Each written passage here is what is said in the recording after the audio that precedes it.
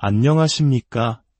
지혜의 샘가에서 여러분의 영혼의 심과 통찰을 전하는 시간입니다. 오늘 이 자리에 함께하신 모든 분들께 주님의 평화가 가득하기를 기도합니다. 우리가 나누는 이 묵상의 시간이 여러분의 마음에 작은 빛이 되고 그 빛을 주변에 나눌 힘을 얻는 은총의 통로가 되기를 바랍니다. 만약 이 시간이 여러분께 의미 있게 다가온다면 좋아요와 구독으로 이 은총을 더 많은 이들과 함께 나누어 주시는 것도 하느님께서 기뻐하실 선교의 한 방법이 될 것입니다.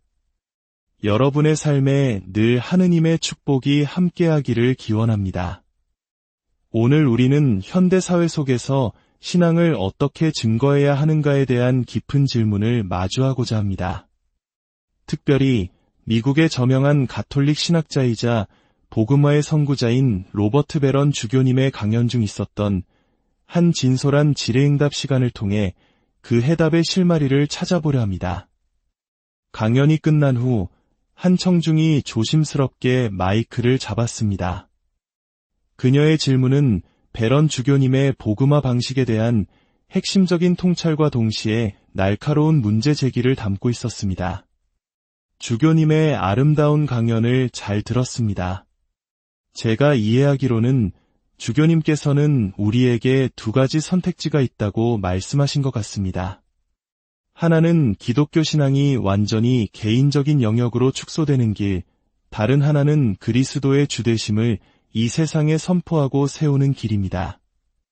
그리고 주교님께서는 후자의 길을 위해 우리 문화가 갈망하는 최고의 가치들이 이미 그리스도 안에 모두 담겨 있다는 것을 보여주는 방식으로 접근하셨습니다. 하지만 동시에 주교님께서는 초대 교회의 교부였던 테르툴리아누스의 유명한 말을 인용하셨습니다. 아테네가 예루살렘과 무슨 상관이 있단 말인가? 이 말은 세상의 지혜와 신앙 사이의 근본적인 단절과 비판적 거리를 암시합니다.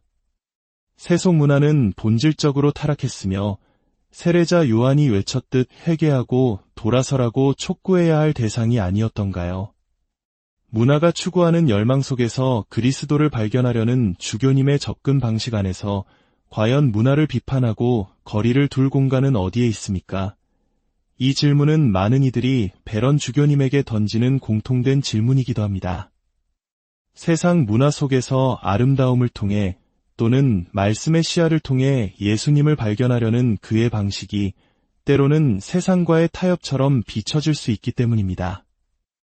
문화에 대한 날카로운 비판 정신이 약화되는 것은 아니냐는 우려입니다.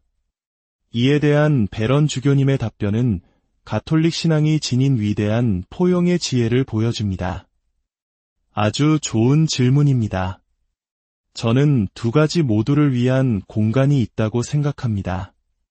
존 헨리 뉴먼 추기경님의 표현을 빌리자면 우리는 문화 속에서 받아들일 수 있는 것은 최대한 받아들이고 저항해야만 하는 것에는 반드시 저항해야 합니다.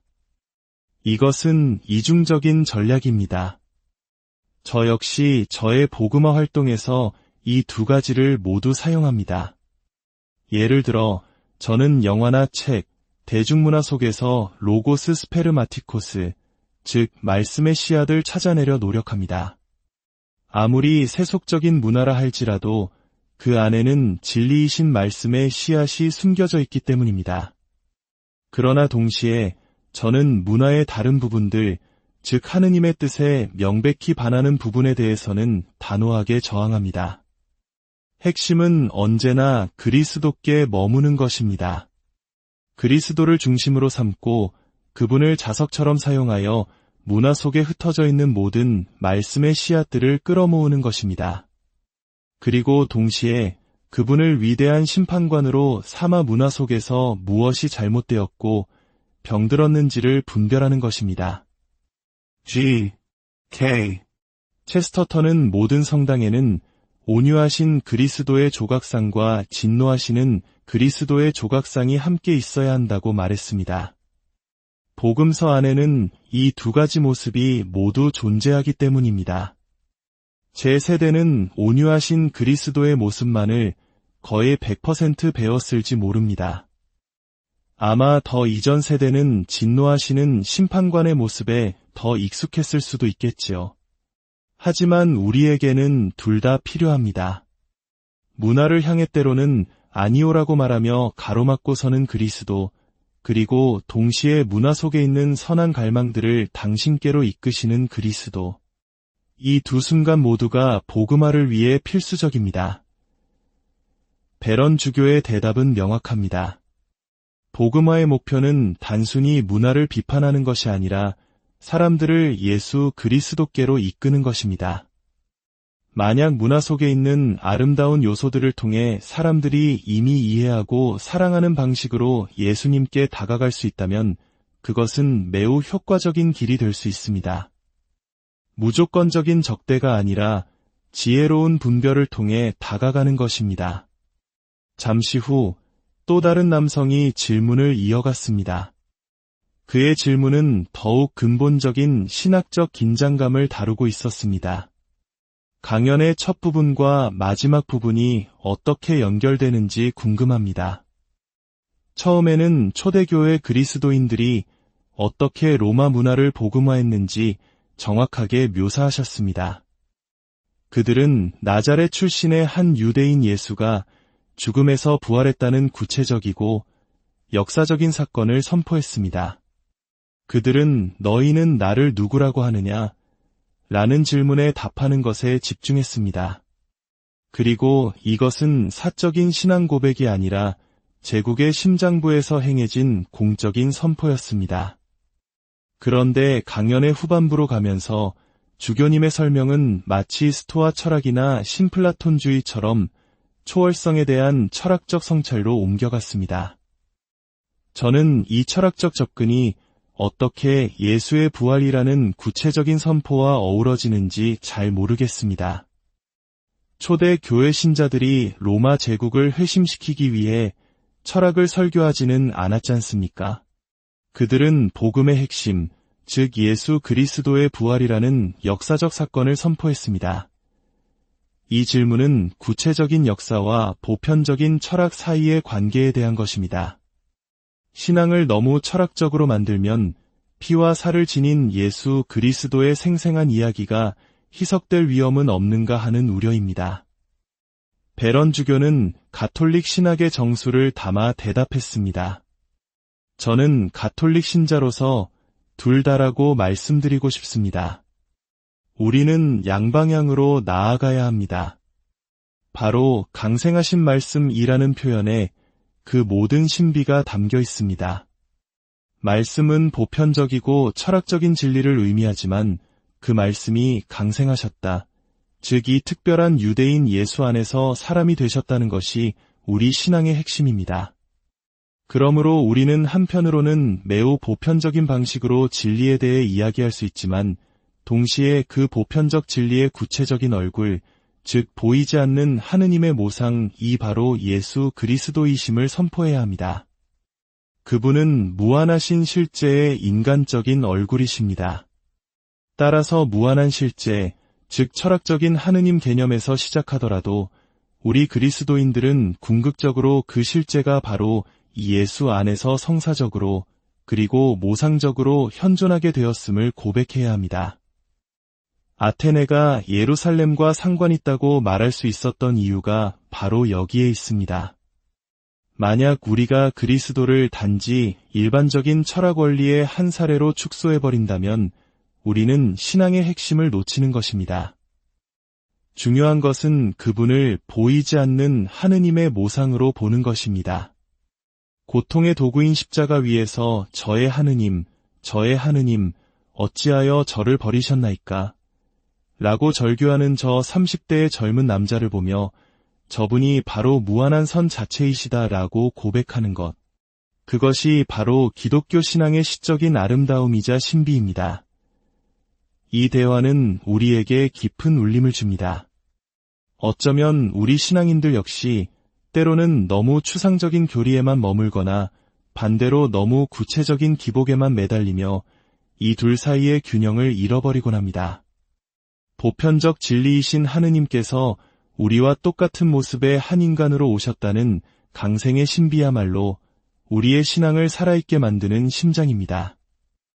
마지막으로 한 학생이 현실적인 질문을 던졌습니다. 그의 질문은 아마 이 시대를 살아가는 많은 젊은이들의 마음을 대변하는 듯했습니다. 주교님, 궁극적인 목표는 잘 알겠습니다. 하지만 당장 무엇을 해야 할까요?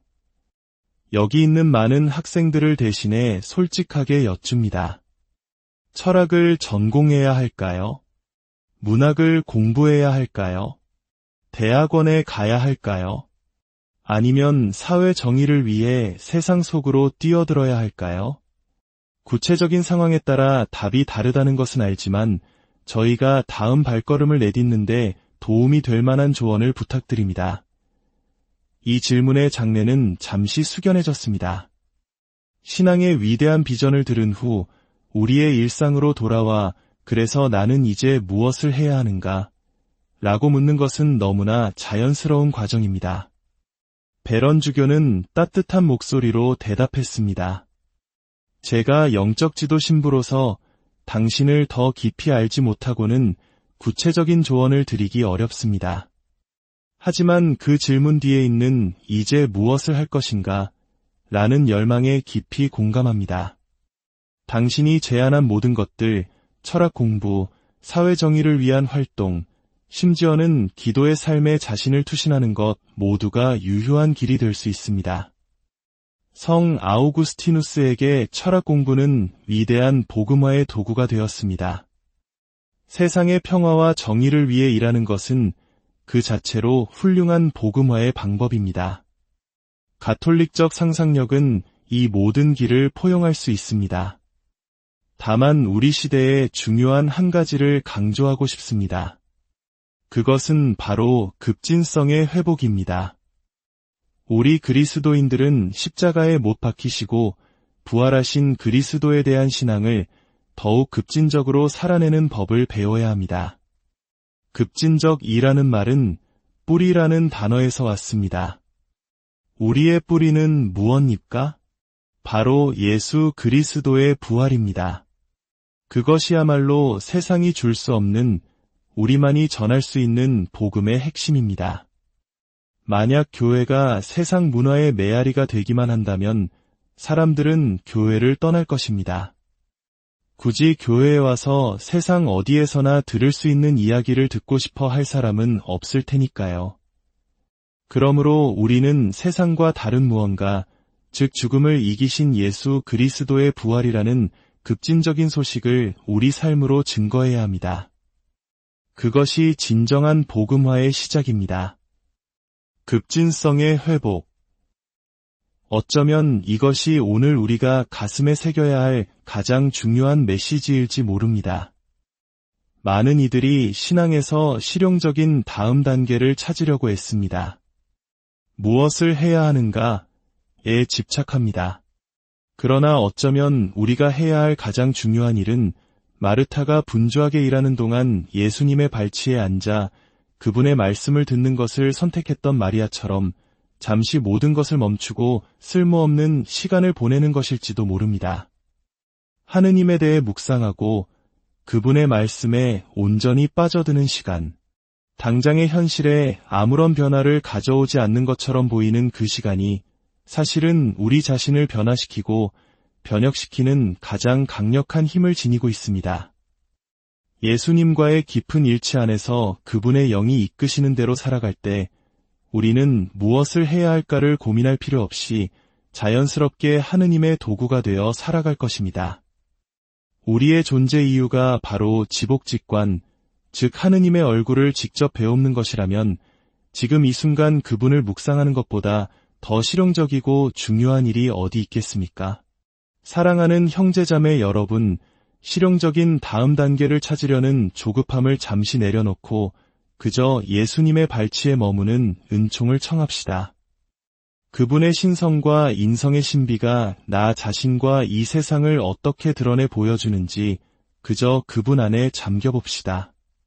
그때 우리는 진정으로 변화될 것이며 우리의 존재 자체가 세상에 빛을 비추는 복음이 될 것입니다. 오늘 함께 해주셔서 감사합니다. 여러분의 모든 걸음 위에 주님의 사랑과 은총이 함께 하시기를 기도합니다. 안녕하십니까? 지혜의 샘가에서 여러분의 영혼의 쉼과 통찰을 전하는 시간입니다. 오늘 이 자리에 함께 하신 모든 분들께 주님의 평화가 가득하기를 기도합니다. 우리가 나누는 이 묵상의 시간이 여러분의 마음에 작은 빛이 되고 그 빛을 주변에 나눌 힘을 얻는 은총의 통로가 되기를 바랍니다. 만약 이 시간이 여러분께 의미 있게 다가온다면 좋아요와 구독으로 이 은총을 더 많은 이들과 함께 나누어 주시는 것도 하느님께서 기뻐하실 선교의 한 방법이 될 것입니다. 여러분의 삶에 늘 하느님의 축복이 함께하기를 기원합니다. 오늘 우리는 현대사회 속에서 신앙을 어떻게 증거해야 하는가에 대한 깊은 질문을 마주하고자 합니다. 특별히 미국의 저명한 가톨릭 신학자이자 복음화의 선구자인 로버트 베런 주교님의 강연 중 있었던 한 진솔한 질의응답 시간을 통해 그 해답의 실마리를 찾아보려 합니다. 강연이 끝난 후 한 청중이 조심스럽게 마이크를 잡았습니다. 그녀의 질문은 베런 주교님의 복음화 방식에 대한 핵심적인 통찰과 동시에 날카로운 문제 제기를 담고 있었습니다. 주교님의 아름다운 강연을 잘 들었습니다. 제가 이해하기로는 주교님께서는 우리에게 두 가지 선택지가 있다고 말씀하신 것 같습니다. 하나는 기독교 신앙이 완전히 개인적인 영역으로 축소되는 길, 다른 하나는 그리스도의 주되심을 이 세상에 선포하고 세우는 길입니다. 그리고 주교님께서는 후자의 길을 위해 우리 문화가 갈망하는 최고의 가치들이 이미 그리스도 안에 모두 담겨 있다는 것을 보여주는 방식으로 접근하셨습니다. 하지만 동시에 주교님께서는 초대 교회의 교부였던 테르툴리아누스의 유명한 말을 인용하셨습니다. 아테네가 예루살렘과 무슨 상관이 있단 말인가? 이 말은 세상의 지혜와 신앙 사이의 근본적인 단절과 비판적 거리를 암시합니다. 세속 문화는 본질적으로 타락했으며 세례자 요한이 외쳤듯 회개하고 돌아서라고 촉구해야 할 대상이 아니었던가요? 문화가 추구하는 열망 속에서 그리스도를 발견하려는 주교님의 접근 방식 안에서 과연 문화를 비판하고 거리를 둘 공간은 어디에 있습니까? 이 질문은 많은 이들이 베런 주교님에게 던지는 공통된 질문이기도 합니다. 세상 문화 속에서 아름다움을 통해 또는 말씀의 시야를 통해 예수님을 발견하려는 그의 방식이 때로는 세상과의 타협처럼 비춰질 수 있기 때문입니다. 문화에 대한 날카로운 비판 정신이 약화되는 것은 아니냐는 우려입니다. 이에 대한 베런 주교님의 답변은 가톨릭 신앙이 지닌 위대한 포용의 지혜를 보여줍니다. 아주 좋은 질문입니다. 저는 두 가지 모두를 위한 공간이 있다고 생각합니다. 존 헨리 뉴먼 추기경님의 표현을 빌리자면 우리는 문화 속에서 받아들일 수 있는 것은 최대한 받아들이고 저항해야만 하는 것에는 반드시 저항해야 합니다. 이것은 이중적인 전략입니다. 저 역시 저의 복음화 활동에서 이 두 가지를 모두 사용합니다. 예를 들어 저는 영화나 책, 대중문화 속에서 로고스 스페르마티코스, 즉 말씀의 씨앗을 찾아내려 노력합니다. 아무리 세속적인 문화라 할지라도 그 안에는 진리이신 말씀의 씨앗이 숨겨져 있기 때문입니다. 그러나 동시에 저는 문화의 다른 부분들, 즉 하느님의 뜻에 명백히 반하는 부분에 대해서는 단호하게 저항합니다. 핵심은 언제나 그리스도께 머무는 것입니다. 그리스도를 중심으로 삼고 그분을 자석처럼 사용하여 문화 속에 흩어져 있는 모든 말씀의 씨앗들을 끌어모으는 것입니다. 그리고 동시에 그분을 위대한 심판관으로 삼아 문화 속에서 무엇이 잘못되었고 병들었는지를 분별하는 것입니다. G.K. 체스터턴은 모든 성당에는 온유하신 그리스도의 조각상과 진노하시는 그리스도의 조각상이 함께 있어야 한다고 말했습니다. 복음서 안에는 이 두 가지 모습이 모두 존재하기 때문입니다. 제 세대는 온유하신 그리스도의 모습만을 거의 100% 배웠을지 모릅니다. 아마 더 이전 세대는 진노하시는 심판관의 모습에 더 익숙했을 수도 있겠지요. 하지만 우리에게는 둘 다 필요합니다. 문화를 향해 때로는 아니오라고 말하며 가로막고 서는 그리스도, 그리고 동시에 문화 속에 있는 선한 갈망들을 당신께로 이끄시는 그리스도. 이 두 순간 모두가 복음화를 위해 필수적입니다. 베런 주교의 대답은 명확합니다. 복음화의 목표는 단순히 문화를 비판하는 것이 아니라 사람들을 예수 그리스도께로 이끄는 것입니다. 만약 문화 속에 있는 아름다운 요소들을 통해 사람들이 이미 이해하고 사랑하는 방식으로 예수님께 다가갈 수 있다면 그것은 매우 효과적인 길이 될 수 있습니다. 무조건적인 적대가 아니라 지혜로운 분별을 통해 다가가는 것입니다. 잠시 후 또 다른 남성이 질문을 이어갔습니다. 그의 질문은 더욱 근본적인 신학적 긴장감을 다루고 있었습니다. 강연의 첫 부분과 마지막 부분이 어떻게 연결되는지 궁금합니다. 처음에는 초대교회 그리스도인들이 어떻게 로마 문화를 복음화했는지 정확하게 묘사하셨습니다. 그들은 나자렛 출신의 한 유대인 예수가 죽음에서 부활했다는 구체적이고 역사적인 사건을 선포했습니다. 그들은 너희는 나를 누구라고 하느냐? 라는 질문에 답하는 것에 집중했습니다. 그리고 이것은 사적인 신앙 고백이 아니라 제국의 심장부에서 행해진 공적인 선포였습니다. 그런데 강연의 후반부로 가면서 주교님의 설명은 마치 스토아 철학이나 신플라톤주의처럼 초월성에 대한 철학적 성찰로 옮겨갔습니다. 저는 이 철학적 접근이 어떻게 예수의 부활이라는 구체적인 선포와 어우러지는지 잘 모르겠습니다. 초대 교회 신자들이 로마 제국을 회심시키기 위해 철학을 설교하지는 않았지 않습니까?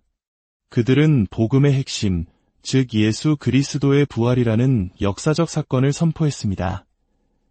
이 질문은 구체적인 역사와 보편적인 철학 사이의 관계에 대한 것입니다. 신앙을 너무 철학적으로 만들면 피와 살을 지닌 예수 그리스도의 생생한 이야기가 희석될 위험은 없는가 하는 우려입니다. 베런 주교는 가톨릭 신학의 정수를 담아 대답했습니다. 저는 가톨릭 신자로서 둘 다라고 말씀드리고 싶습니다. 우리는 양방향으로 나아가야 합니다. 바로 강생하신 말씀이라는 표현에 그 모든 신비가 담겨 있습니다. 말씀은 보편적이고 철학적인 진리를 의미하지만 그 말씀이 강생하셨다. 즉 이 특별한 유대인 예수 안에서 사람이 되셨다는 것이 우리 신앙의 핵심입니다. 그러므로 우리는 한편으로는 매우 보편적인 방식으로 진리에 대해 이야기할 수 있지만 동시에 그 보편적 진리의 구체적인 얼굴, 즉 보이지 않는 하느님의 모상, 이 바로 예수 그리스도이심을 선포해야 합니다. 그분은 무한하신 실제의 인간적인 얼굴이십니다. 따라서 무한한 실제, 즉 철학적인 하느님 개념에서 시작하더라도 우리 그리스도인들은 궁극적으로 그 실제가 바로 이 예수 안에서 성사적으로 그리고 모상적으로 현존하게 되었음을 고백해야 합니다. 아테네가 예루살렘과 상관있다고 말할 수 있었던 이유가 바로 여기에 있습니다. 만약 우리가 그리스도를 단지 일반적인 철학 원리의 한 사례로 축소해버린다면 우리는 신앙의 핵심을 놓치는 것입니다. 중요한 것은 그분을 보이지 않는 하느님의 모상으로 보는 것입니다.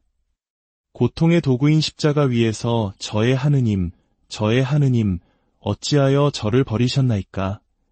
라고 절규하는 저 30대의 젊은 남자를 보며 저분이 바로 무한한 선 자체이시다 라고 고백하는 것.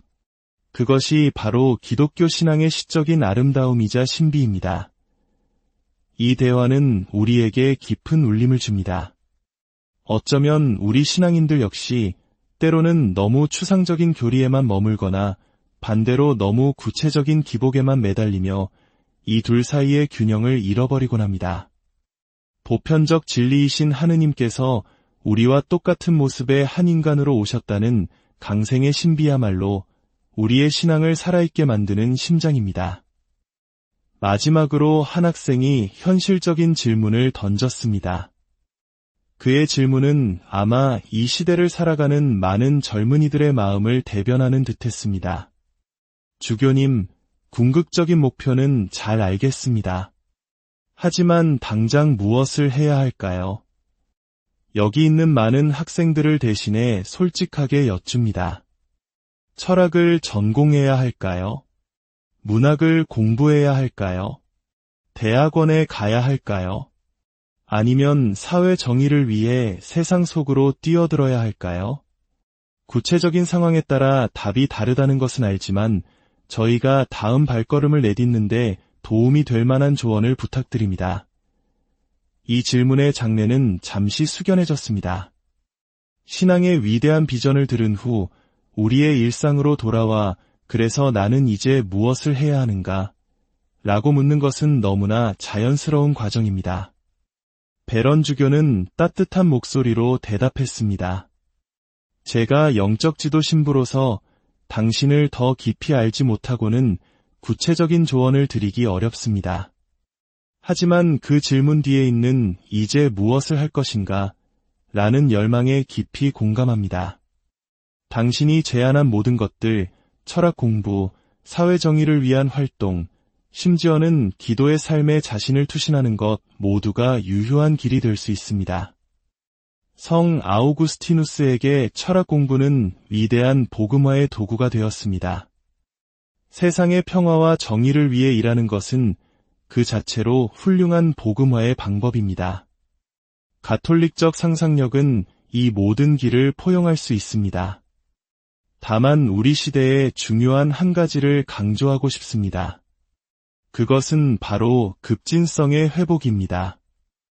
우리 그리스도인들은 십자가에 못 박히시고 부활하신 그리스도에 대한 신앙을 더욱 급진적으로 살아내는 법을 배워야 합니다. 급진적이라는 말은 뿌리라는 단어에서 왔습니다. 우리의 뿌리는 무엇입니까? 바로 예수 그리스도의 부활입니다. 그것이야말로 세상이 줄 수 없는 우리만이 전할 수 있는 복음의 핵심입니다. 만약 교회가 세상 문화의 메아리가 되기만 한다면 사람들은 교회를 떠날 것입니다. 굳이 교회에 와서 세상 어디에서나 들을 수 있는 이야기를 듣고 싶어 할 사람은 없을 테니까요. 그러므로 우리는 세상과 다른 무언가, 즉 죽음을 이기신 예수 그리스도의 부활이라는 급진적인 소식을 우리 삶으로 증거해야 합니다. 그것이 진정한 복음화의 시작입니다. 급진성의 회복. 어쩌면 이것이 오늘 우리가 가슴에 새겨야 할 가장 중요한 메시지일지 모릅니다.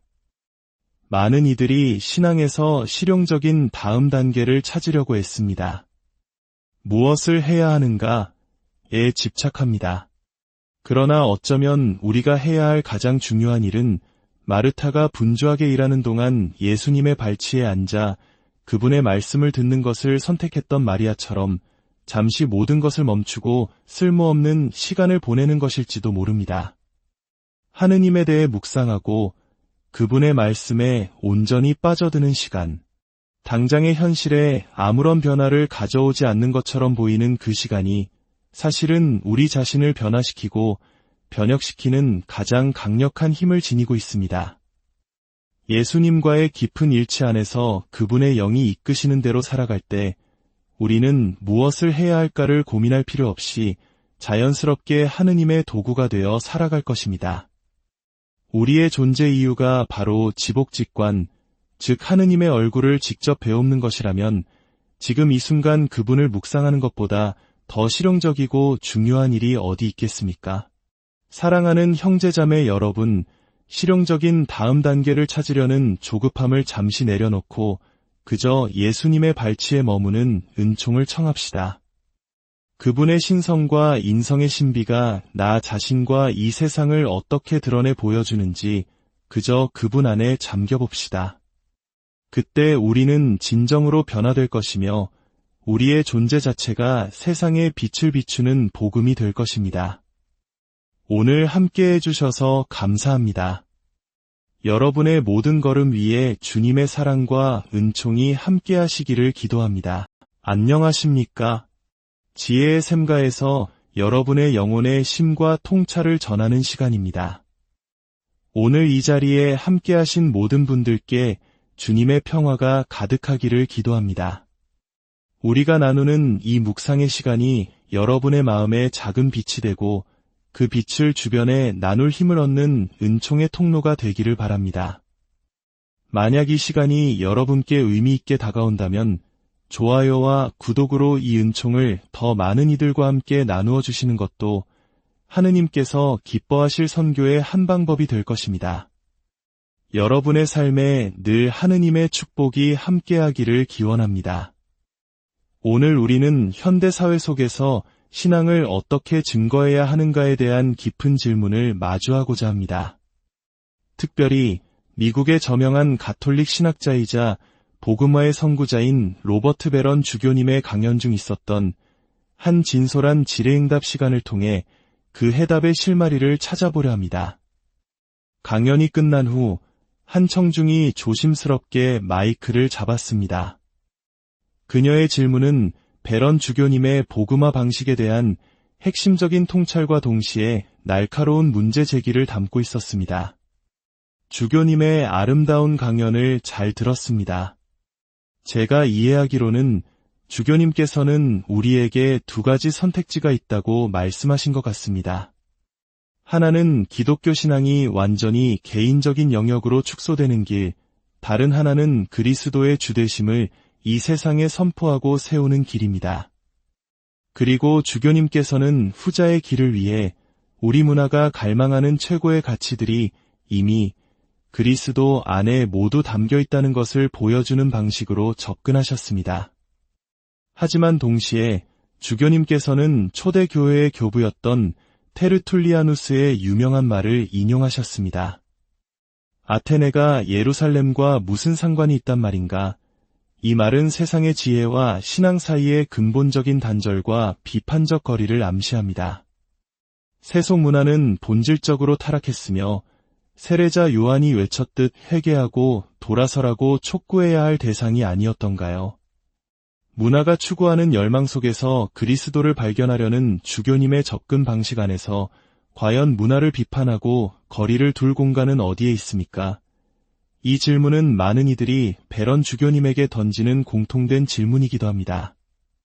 세상 문화 속에서 아름다움을 통해 또는 말씀의 시야를 통해 예수님을 발견하려는 그의 방식이 때로는 세상과의 타협처럼 비춰질 수 있기 때문입니다. 문화에 대한 날카로운 비판 정신이 약화되는 것은 아니냐는 우려입니다. 이에 대한 베런 주교님의 답변은 가톨릭 신앙이 지닌 위대한 포용의 지혜를 보여줍니다. 아주 좋은 질문입니다. 저는 두 가지 모두를 위한 공간이 있다고 생각합니다. 존 헨리 뉴먼 추기경님의 표현을 빌리자면 우리는 문화 속에서 받아들일 수 있는 것은 최대한 받아들이고 저항해야만 하는 것에는 반드시 저항해야 합니다. 이것은 이중적인 전략입니다. 저 역시 저의 복음화 활동에서 이 두 가지를 모두 사용합니다. 예를 들어 저는 영화나 책, 대중문화 속에서 로고스 스페르마티코스, 즉 말씀의 씨앗을 찾아내려 노력합니다. 아무리 세속적인 문화라 할지라도 그 안에는 진리이신 말씀의 씨앗이 숨겨져 있기 때문입니다. 그러나 동시에 저는 문화의 다른 부분들, 즉 하느님의 뜻에 명백히 반하는 부분에 대해서는 단호하게 저항합니다. 핵심은 언제나 그리스도께 머무는 것입니다. 그리스도를 중심으로 삼고 그분을 자석처럼 사용하여 문화 속에 흩어져 있는 모든 말씀의 씨앗들을 끌어모으는 것입니다. 그리고 동시에 그분을 위대한 심판관으로 삼아 문화 속에서 무엇이 잘못되었고 병들었는지를 분별하는 것입니다. G. K. 체스터턴은 모든 성당에는 온유하신 그리스도의 조각상과 진노하시는 그리스도의 조각상이 함께 있어야 한다고 말했습니다. 복음서 안에는 이 두 가지 모습이 모두 존재하기 때문입니다. 제 세대는 온유하신 그리스도의 모습만을 거의 100% 배웠을지 모릅니다. 아마 더 이전 세대는 진노하시는 심판관의 모습에 더 익숙했을 수도 있겠지요. 하지만 우리에게는 둘 다 필요합니다. 문화를 향해 때로는 아니오라고 말하며 가로막고 서는 그리스도, 그리고 동시에 문화 속에 있는 선한 갈망들을 당신께로 이끄시는 그리스도. 이 두 순간 모두가 복음화를 위해 필수적입니다. 베런 주교의 대답은 명확합니다. 복음화의 목표는 단순히 문화를 비판하는 것이 아니라 사람들을 예수 그리스도께로 이끄는 것입니다. 만약 문화 속에 있는 아름다운 요소들을 통해 사람들이 이미 이해하고 사랑하는 방식으로 예수님께 다가갈 수 있다면 그것은 매우 효과적인 길이 될 수 있습니다. 무조건적인 적대가 아니라 지혜로운 분별을 통해 다가가는 것입니다. 잠시 후 또 다른 남성이 질문을 이어갔습니다. 그의 질문은 더욱 근본적인 신학적 긴장감을 다루고 있었습니다. 강연의 첫 부분과 마지막 부분이 어떻게 연결되는지 궁금합니다. 처음에는 초대교회 그리스도인들이 어떻게 로마 문화를 복음화했는지 정확하게 묘사하셨습니다. 그들은 나자렛 출신의 한 유대인 예수가 죽음에서 부활했다는 구체적이고 역사적인 사건을 선포했습니다. 그들은 너희는 나를 누구라고 하느냐? 라는 질문에 답하는 것에 집중했습니다. 그리고 이것은 사적인 신앙 고백이 아니라 제국의 심장부에서 행해진 공적인 선포였습니다. 그런데 강연의 후반부로 가면서 주교님의 설명은 마치 스토아 철학이나 신플라톤주의처럼 초월성에 대한 철학적 성찰로 옮겨갔습니다. 저는 이 철학적 접근이 어떻게 예수의 부활이라는 구체적인 선포와 어우러지는지 잘 모르겠습니다. 초대 교회 신자들이 로마 제국을 회심시키기 위해 철학을 설교하지는 않았지 않습니까? 그들은 복음의 핵심, 즉 예수 그리스도의 부활이라는 역사적 사건을 선포했습니다. 이 질문은 구체적인 역사와 보편적인 철학 사이의 관계에 대한 것입니다. 신앙을 너무 철학적으로 만들면 피와 살을 지닌 예수 그리스도의 생생한 이야기가 희석될 위험은 없는가 하는 우려입니다. 베런 주교는 가톨릭 신학의 정수를 담아 대답했습니다. 저는 가톨릭 신자로서 둘 다라고 말씀드리고 싶습니다. 우리는 양방향으로 나아가야 합니다. 바로 강생하신 말씀이라는 표현에 그 모든 신비가 담겨 있습니다. 말씀은 보편적이고 철학적인 진리를 의미하지만 그 말씀이 강생하셨다. 즉 이 특별한 유대인 예수 안에서 사람이 되셨다는 것이 우리 신앙의 핵심입니다. 그러므로 우리는 한편으로는 매우 보편적인 방식으로 진리에 대해 이야기할 수 있지만 동시에 그 보편적 진리의 구체적인 얼굴, 즉 보이지 않는 하느님의 모상, 이 바로 예수 그리스도이심을 선포해야 합니다. 그분은 무한하신 실제의 인간적인 얼굴이십니다. 따라서 무한한 실제, 즉 철학적인 하느님 개념에서 시작하더라도 우리 그리스도인들은 궁극적으로 그 실제가 바로 예수 안에서 성사적으로 그리고 모상적으로 현존하게 되었음을 고백해야 합니다. 아테네가 예루살렘과 상관 있다고 말할 수 있었던 이유가 바로 여기에 있습니다. 만약 우리가 그리스도를 단지 일반적인 철학 원리의 한 사례로 축소해버린다면 우리는 신앙의 핵심을 놓치는 것입니다. 중요한 것은 그분을 보이지 않는 하느님의 모상으로 보는 것입니다. 고통의 도구인 십자가 위에서 저의 하느님, 어찌하여 저를 버리셨나이까? 라고 절규하는 저 30대의 젊은 남자를 보며 저분이 바로 무한한 선 자체이시다 라고 고백하는 것. 그것이 바로 기독교 신앙의 시적인 아름다움이자 신비입니다. 이 대화는 우리에게 깊은 울림을 줍니다. 어쩌면 우리 신앙인들 역시 때로는 너무 추상적인 교리에만 머물거나 반대로 너무 구체적인 기복에만 매달리며 이 둘 사이의 균형을 잃어버리곤 합니다. 보편적 진리이신 하느님께서 우리와 똑같은 모습의 한 인간으로 오셨다는 강생의 신비야말로 우리의 신앙을 살아있게 만드는 심장입니다.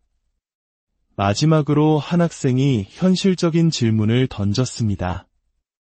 그의 질문은 아마 이 시대를 살아가는 많은 젊은이들의 마음을 대변하는 듯했습니다. 주교님, 궁극적인 목표는 잘 알겠습니다. 하지만 당장 무엇을 해야 할까요? 여기 있는 많은 학생들을 대신해 솔직하게 여쭙니다. 철학을 전공해야 할까요? 문학을 공부해야 할까요? 대학원에 가야 할까요? 아니면 사회 정의를 위해 세상 속으로 뛰어들어야 할까요?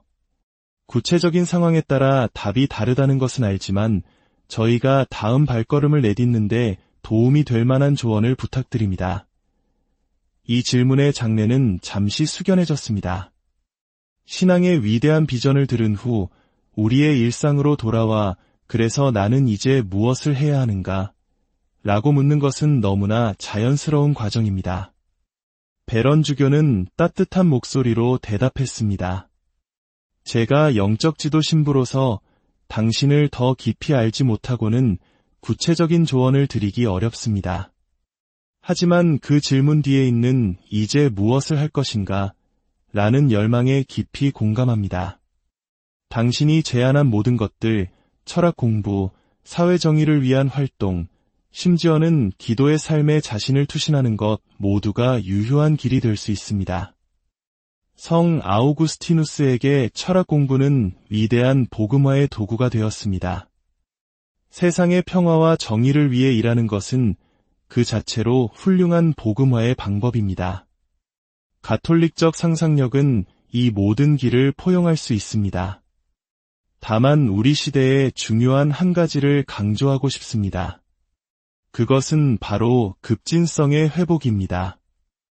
우리 그리스도인들은 십자가에 못 박히시고 부활하신 그리스도에 대한 신앙을 더욱 급진적으로 살아내는 법을 배워야 합니다. 급진적이라는 말은 뿌리라는 단어에서 왔습니다. 우리의 뿌리는 무엇입니까?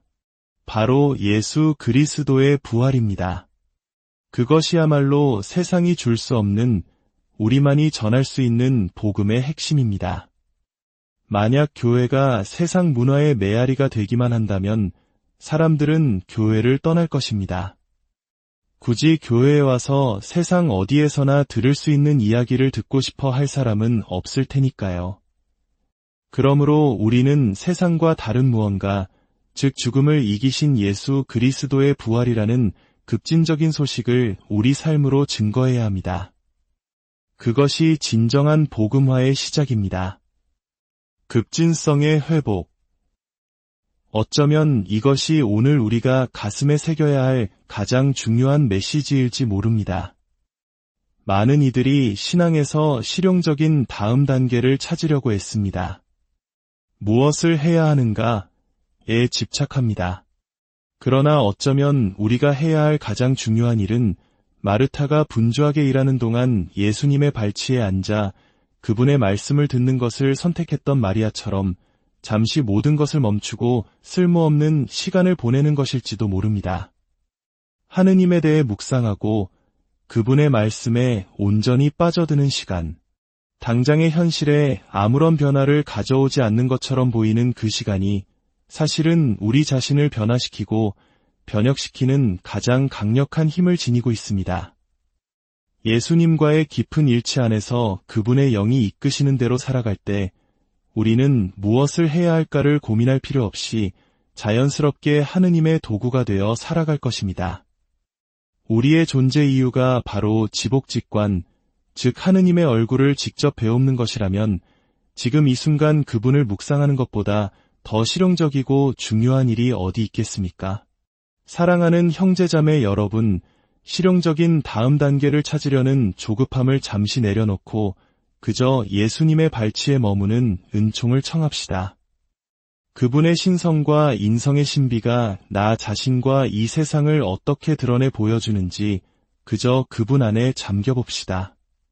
그때 우리는 진정으로 변화될 것이며 우리의 존재 자체가 세상에 빛을 비추는 복음이 될 것입니다.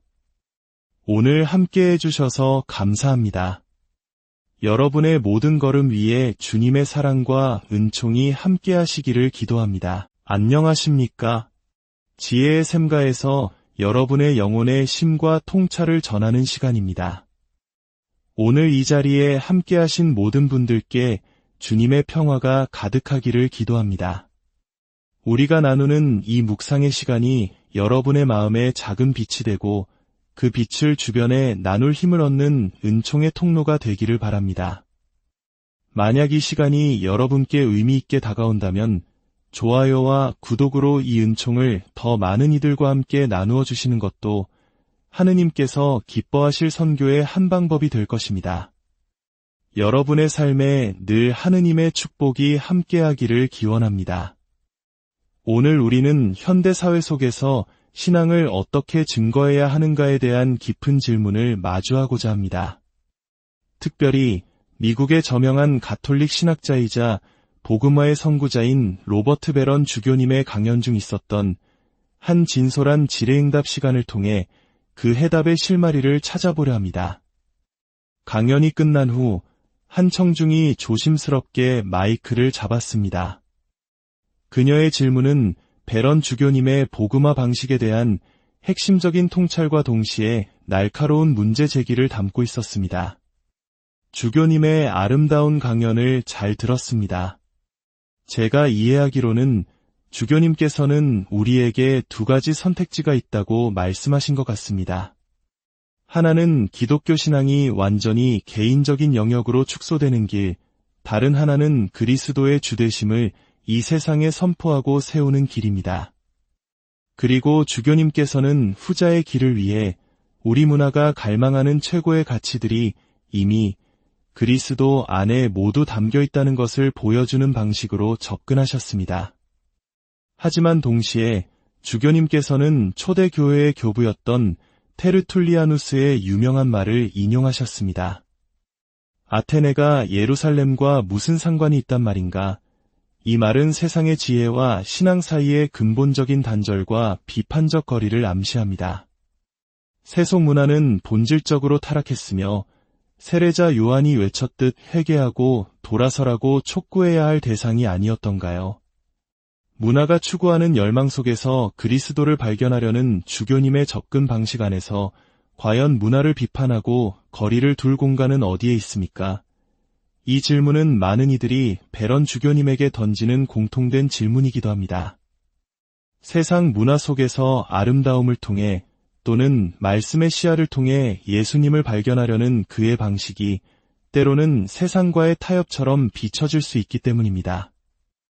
문화에 대한 날카로운 비판 정신이 약화되는 것은 아니냐는 우려입니다. 이에 대한 베런 주교님의 답변은 가톨릭 신앙이 지닌 위대한 포용의 지혜를 보여줍니다. 아주 좋은 질문입니다. 저는 두 가지 모두를 위한 공간이 있다고 생각합니다. 존 헨리 뉴먼 추기경님의 표현을 빌리자면 우리는 문화 속에서 받아들일 수 있는 것은 최대한 받아들이고 저항해야만 하는 것에는 반드시 저항해야 합니다.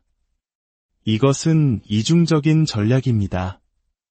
저 역시 저의 복음화 활동에서 이 두 가지를 모두 사용합니다. 예를 들어 저는 영화나 책, 대중문화 속에서 로고스 스페르마티코스, 즉 말씀의 씨앗을 찾아내려 노력합니다. 아무리 세속적인 문화라 할지라도 그 안에는 진리이신 말씀의 씨앗이 숨겨져 있기 때문입니다. 그러나 동시에 저는 문화의 다른 부분들, 즉 하느님의 뜻에 명백히 반하는 부분에 대해서는 단호하게 저항합니다. 핵심은 언제나 그리스도께 머무는 것입니다. 그리스도를 중심으로 삼고 그분을 자석처럼 사용하여 문화 속에 흩어져 있는 모든 말씀의 씨앗들을 끌어모으는 것입니다. 그리고 동시에 그분을 위대한 심판관으로 삼아 문화 속에서 무엇이 잘못되었고 병들었는지를 분별하는 것입니다. K. 체스터턴은 모든 성당에는 온유하신 그리스도의 조각상과 진노하시는 그리스도의 조각상이 함께 있어야 한다고 말했습니다. 복음서 안에는 이 두 가지 모습이 모두 존재하기 때문입니다. 제 세대는 온유하신 그리스도의 모습만을 거의 100% 배웠을지 모릅니다. 아마 더 이전 세대는 진노하시는 심판관의 모습에 더 익숙했을 수도 있겠지요. 하지만 우리에게는 둘 다 필요합니다. 문화를 향해 때로는 아니오라고 말하며 가로막고 서는 그리스도, 그리고 동시에 문화 속에 있는 선한 갈망들을 당신께로 이끄시는 그리스도. 이 두 순간 모두가 복음화를 위해 필수적입니다. 베런 주교의 대답은 명확합니다. 복음화의 목표는 단순히 문화를 비판하는 것이 아니라 사람들을 예수 그리스도께로 이끄는 것입니다. 만약 문화 속에 있는 아름다운 요소들을 통해 사람들이 이미 이해하고 사랑하는 방식으로 예수님께 다가갈 수 있다면 그것은 매우 효과적인 길이 될 수 있습니다. 무조건적인 적대가 아니라 지혜로운 분별을 통해 다가가는 것입니다. 잠시 후 또 다른 남성이 질문을 이어갔습니다. 그의 질문은 더욱 근본적인 신학적 긴장감을 다루고 있었습니다. 강연의 첫 부분과 마지막 부분이 어떻게 연결되는지 궁금합니다. 처음에는 초대교회 그리스도인들이 어떻게 로마 문화를 복음화했는지 정확하게 묘사하셨습니다. 그들은 나자렛 출신의 한 유대인 예수가 죽음에서 부활했다는 구체적이고 역사적인 사건을 선포했습니다. 그들은 너희는 나를 누구라고 하느냐? 라는 질문에 답하는 것에 집중했습니다. 그리고 이것은 사적인 신앙 고백이 아니라 제국의 심장부에서 행해진 공적인 선포였습니다. 그런데 강연의 후반부로 가면서 주교님의 설명은 마치 스토아 철학이나 신플라톤주의처럼 초월성에 대한 철학적 성찰로 옮겨갔습니다. 저는 이 철학적 접근이 어떻게 예수의 부활이라는 구체적인 선포와 어우러지는지 잘 모르겠습니다. 초대 교회 신자들이 로마 제국을 회심시키기 위해 철학을 설교하지는 않았지 않습니까? 그들은 복음의 핵심, 즉 예수 그리스도의 부활이라는 역사적 사건을 선포했습니다. 이 질문은 구체적인 역사와 보편적인 철학 사이의 관계에 대한 것입니다. 신앙을 너무 철학적으로 만들면 피와 살을 지닌 예수 그리스도의 생생한 이야기가 희석될 위험은 없는가 하는 우려입니다. 베런 주교는 가톨릭 신학의 정수를 담아 대답했습니다. 저는 가톨릭 신자로서 둘 다라고 말씀드리고 싶습니다. 우리는 양방향으로 나아가야 합니다. 바로 강생하신 말씀이라는 표현에 그 모든 신비가 담겨 있습니다. 말씀은 보편적이고 철학적인 진리를 의미하지만 그 말씀이 강생하셨다. 즉 이 특별한 유대인 예수 안에서 사람이 되셨다는 것이 우리 신앙의 핵심입니다.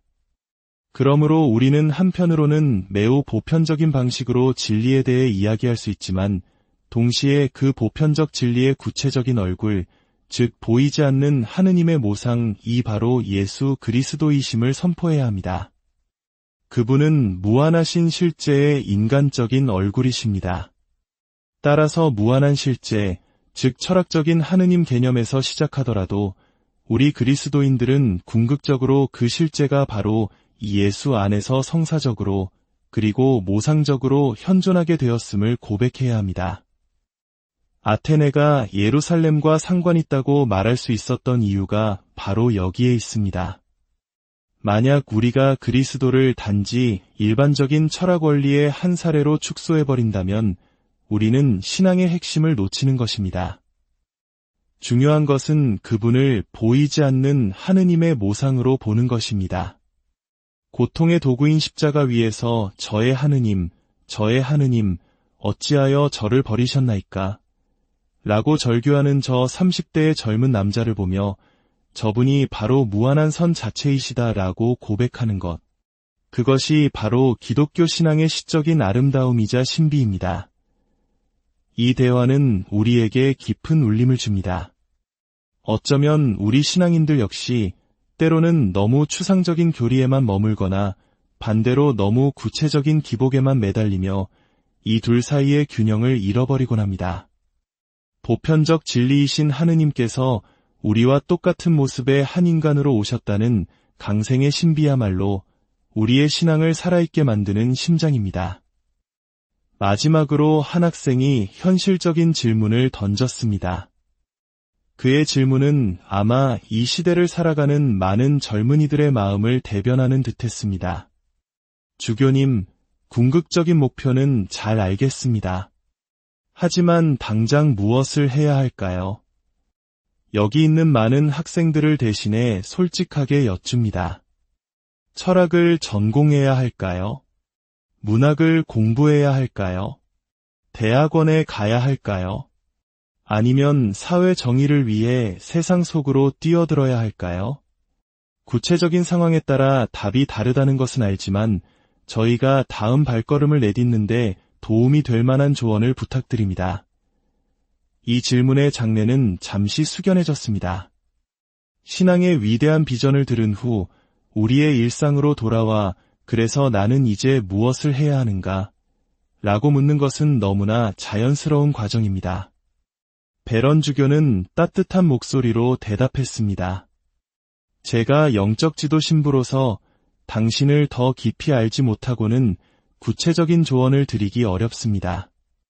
하지만 그 질문 뒤에 있는 이제 무엇을 할 것인가? 라는 열망에 깊이 공감합니다.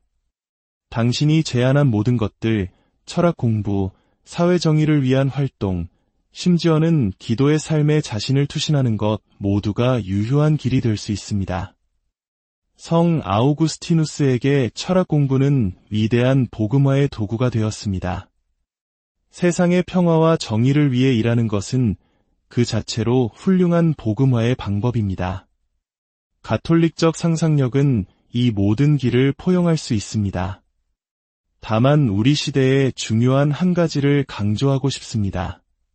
그것은 바로 급진성의 회복입니다. 우리 그리스도인들은 십자가에 못 박히시고 부활하신 그리스도에 대한 신앙을 더욱 급진적으로 살아내는 법을 배워야 합니다. 급진적이라는 말은 뿌리라는 단어에서 왔습니다. 우리의 뿌리는 무엇입니까? 바로 예수 그리스도의 부활입니다. 그것이야말로 세상이 줄 수 없는 우리만이 전할 수 있는 복음의 핵심입니다. 만약 교회가 세상 문화의 메아리가 되기만 한다면 사람들은 교회를 떠날 것입니다. 굳이 교회에 와서 세상 어디에서나 들을 수 있는 이야기를 듣고 싶어 할 사람은 없을 테니까요. 그러므로 우리는 세상과 다른 무언가, 즉 죽음을 이기신 예수 그리스도의 부활이라는 급진적인 소식을 우리 삶으로 증거해야 합니다.